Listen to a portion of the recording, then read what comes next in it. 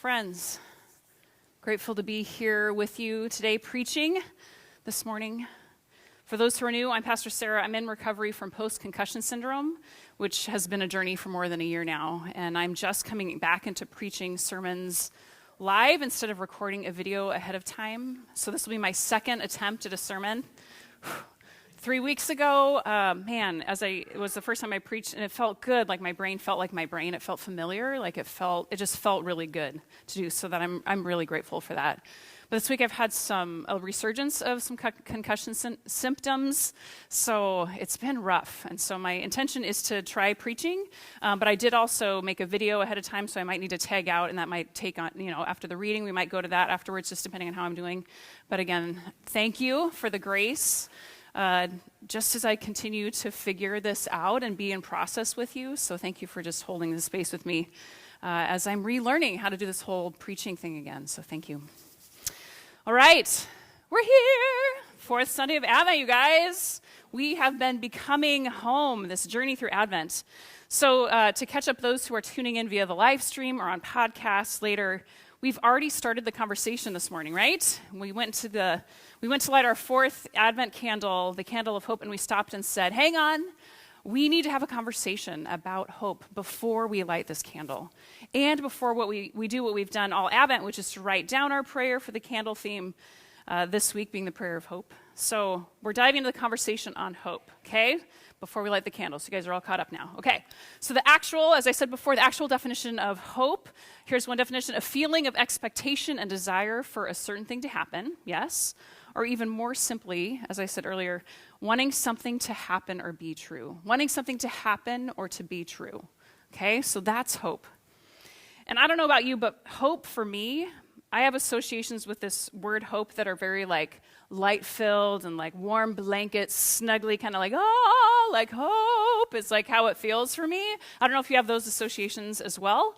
But this last year, I've come up against a lot of things that have really caused me to frame hope differently.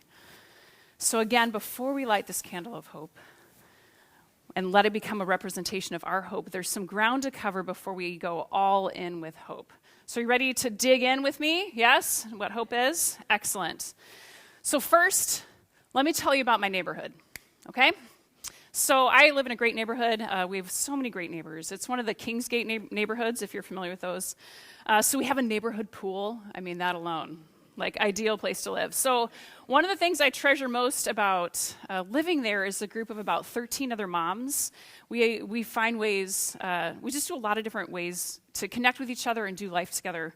We have a monthly wine night together. We have a book study group. We have a July 4th bike parade that the kids all do through our neighborhood. Last weekend we had a rockin' Christmas party together, and we see each other at the bus stops. We get kids together for play dates. We borrow stuff from each other. We're living the suburban dream, right?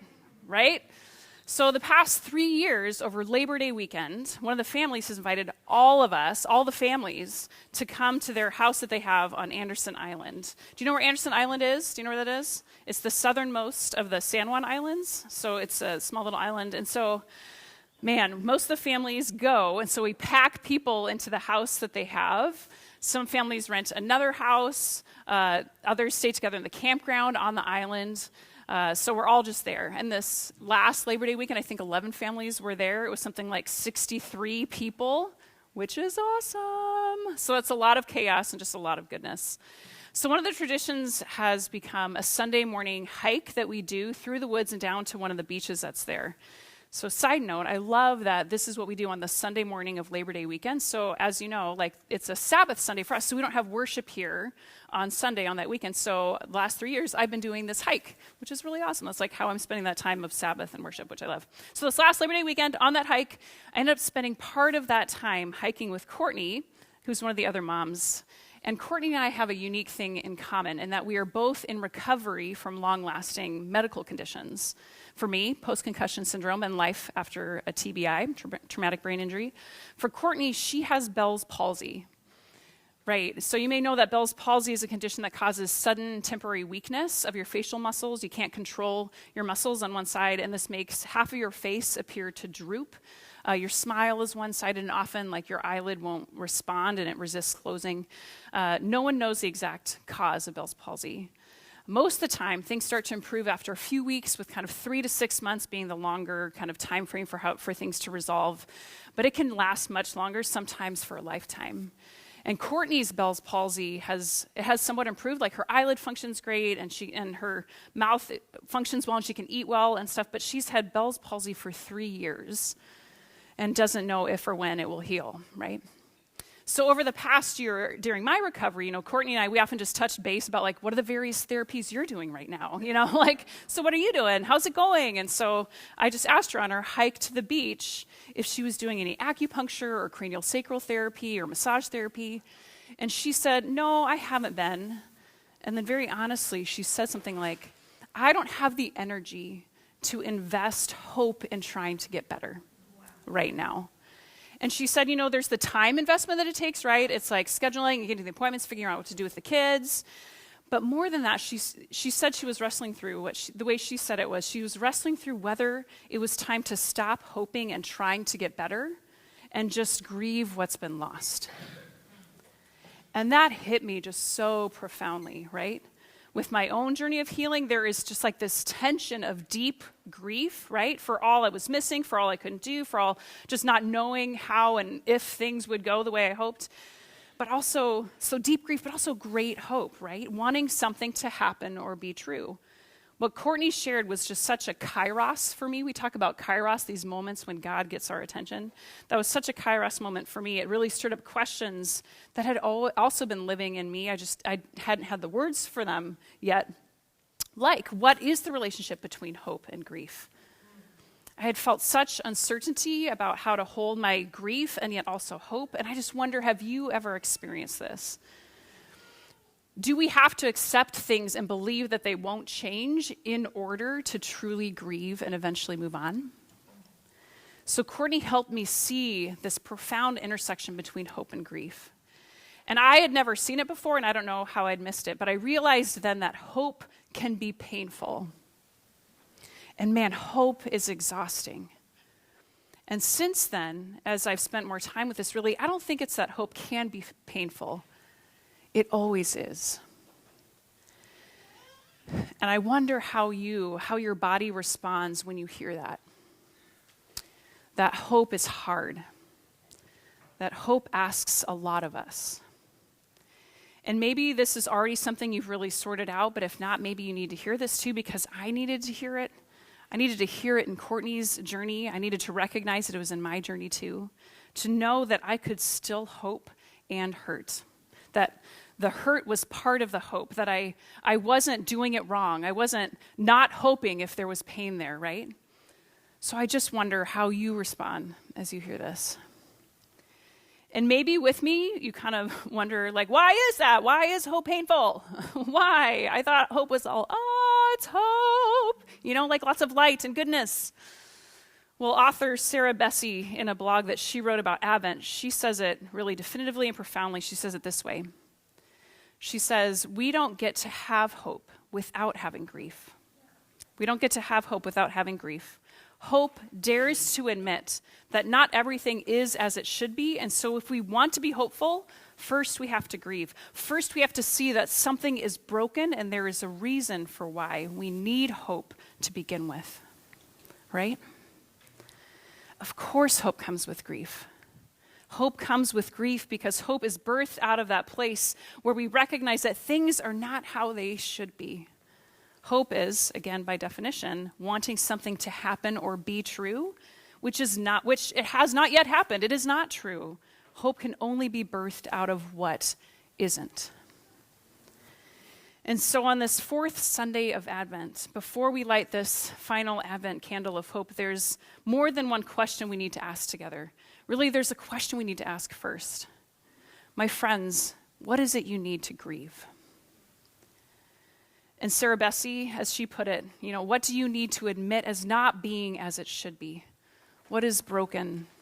Or how I want us to hold it is that even as there is so much goodness in our lives and in our world, today we ask about what isn't. What isn't in your life? And therefore, what do you grieve? So the timing of this conversation is intentional, landing here on this last Sunday of Advent, because yesterday was what? The solstice, it was the shortest day of the year, the longest night. Yesterday, there were only 8 hours and 25 minutes of daylight. I know, right? And then you probably saw the headlines, too, that Friday was the darkest day in the last 20 years, like, as measured by all the stuff that UW has. Anyway, so that's a lot of darkness, right? So many faith communities have a special service or a time of prayer to mark the darkness, to make room for grief.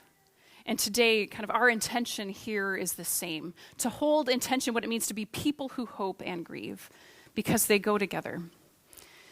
It's what we know through experience. It's also what we see when we read through Scripture throughout the Jesus story, including what is buried in the poetry at the beginning of John's Gospel. So this is a text that we often read at Christmas time, naming the emergence of God in a new way in this world in Jesus' birth, as light and yet also as the Word, right? The Word that has always been spoken and present even before things began. So we're going to have Susan come up and read our passage for today. It's a familiar passage, but it's in the Message paraphrase, so it might sound a little bit different. But this is John 1, 1 through 5.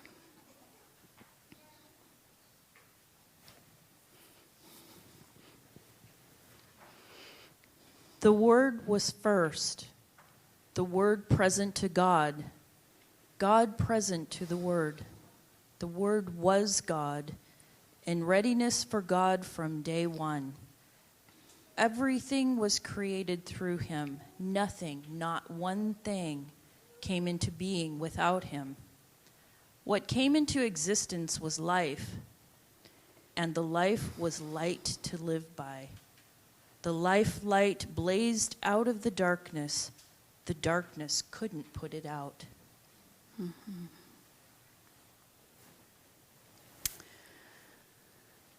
So we get this picture of the light that has always been, right? And always will be.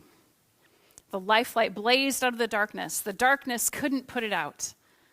We often hear that last line is, the light shines in the darkness, and the darkness has not overcome it or has not understood it. And we get this picture of a flame that will not go out.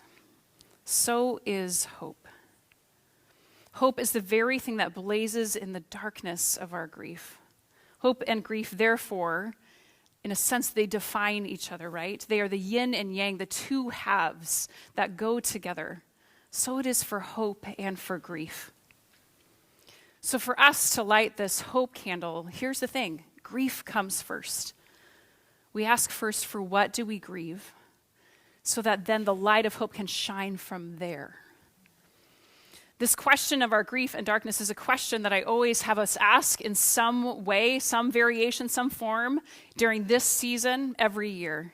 Because this season, Advent, Christmas, the holidays, it's the most wonderful time of the year, right? But also not, right? Like it's because whatever isn't working out in our lives, in our world, it's glaringly obvious. When we're being asked to be sparkly and cheery and bright, when we're supposed to be with family and reporting on all the successes of our year and buying all the perfect gifts and making all the food, how do we do that authentically when we've lost a loved one?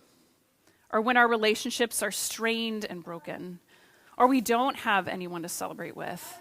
Or when we no longer have permanent housing or adequate employment? Or when we are sick or injured or unable in our bodies to do the things. Or when we're being crushed by depression or anxiety or addiction. Or when we just don't have our lives where we thought we would. Or when we're in a new home or a new church or a new community, a new school. And so we're just feeling far from the connected warm fuzzies that we know at Christmas time. Every Advent is the occasion to come home and to become home to what isn't in our lives and in our world, to let that settle in us even as it is hard, which means we are people, yes, who grieve. And Advent lets us be honest about all of that. It also becomes a chance for us to reclaim the Jesus story, not as something that pushes aside. I know, right? I know. It also becomes a chance to reclaim the Jesus story, not as something that pushes aside inconvenient feelings, right? Or unexpected bumps in the road, or that tells us to pretend everything is okay, right? Advent gives us the chance to name how Jesus was born into the larger story of God that is a story ongoing of hope, which from what we've just said means it's also a story of grief. This is what we see over and over again, how God's people live through what isn't. So I know there's a bit going on, and that's okay. Such is Advent. But the intent is that about now, you're feeling a bit real and raw and in the darkness with me. That you're feeling in touch with your grief. That you're having second thoughts about choosing to come to church today. And a special welcome to first-time guests. Right? But it's good because we don't arrive in hope without first going through grief.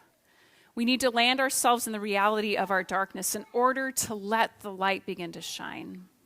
And we know that the light is never overcome.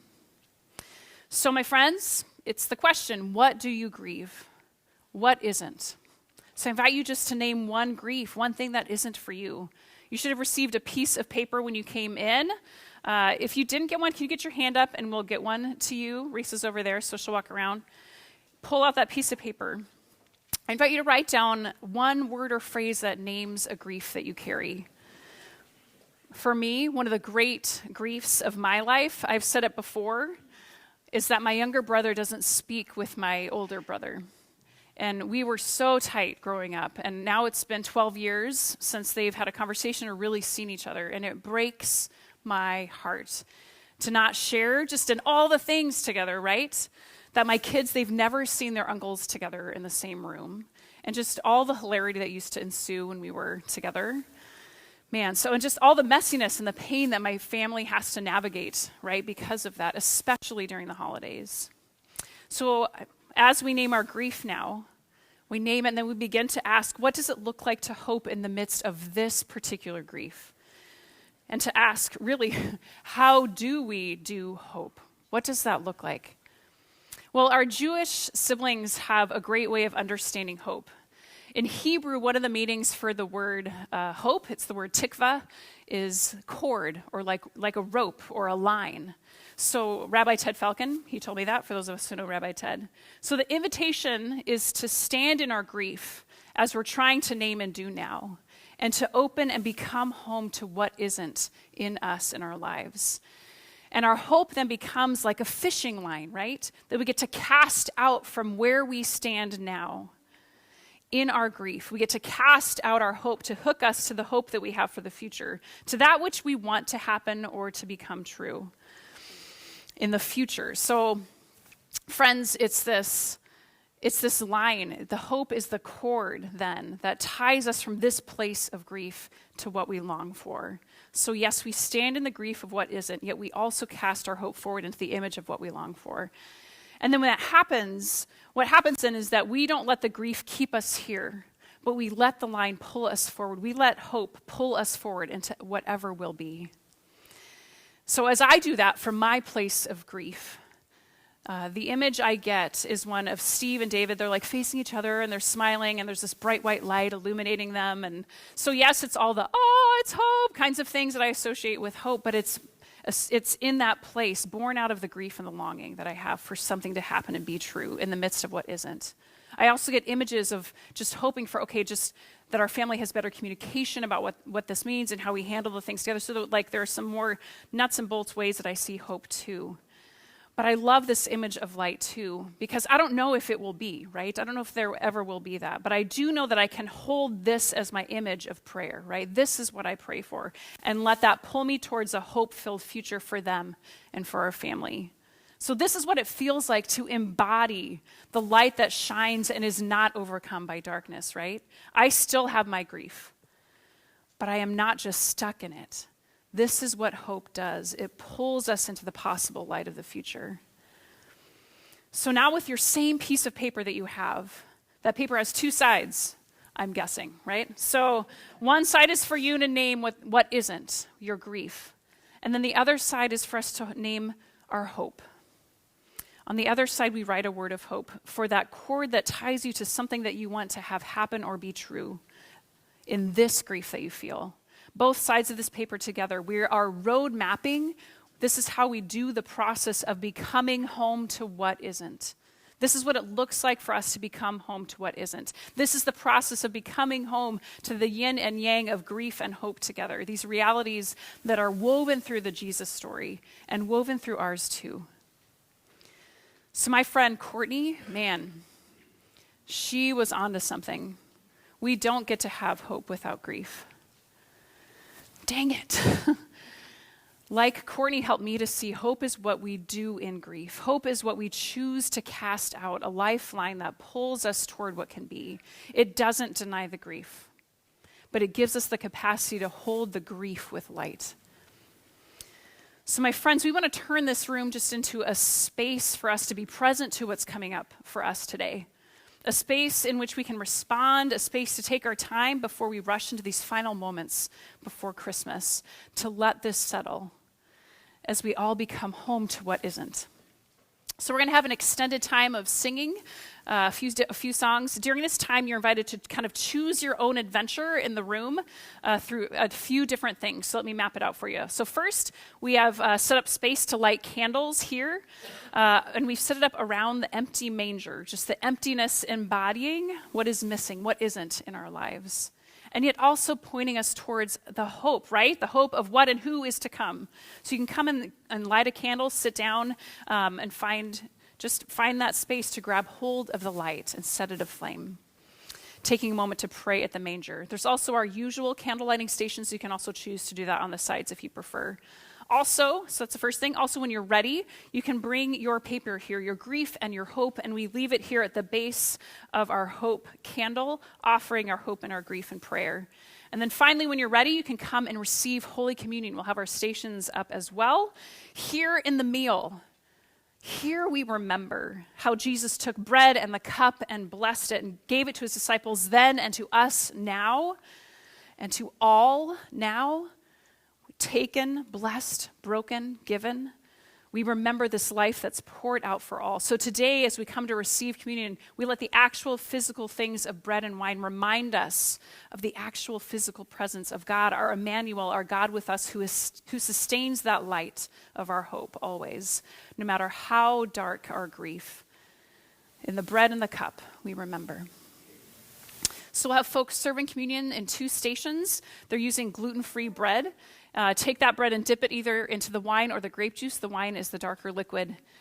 And after a song or two, if you just kind of pay attention, if you're someone who's like in a space that you feel like you could serve communion and you know how to do that, can you tag in and sub out those communion assistants so that they have a chance to participate in what's happening? There's hand sanitizer back there in the sound booth for you to use before you come up to do that. So we have candles, papers, communion. All of these things you can do in your own order, at your own pace. We'll kind of be climbing over each other a little bit as we do this. There'll be a bit of chaos, but such is the road of grief and hope. Such is the road that we get to walk now together.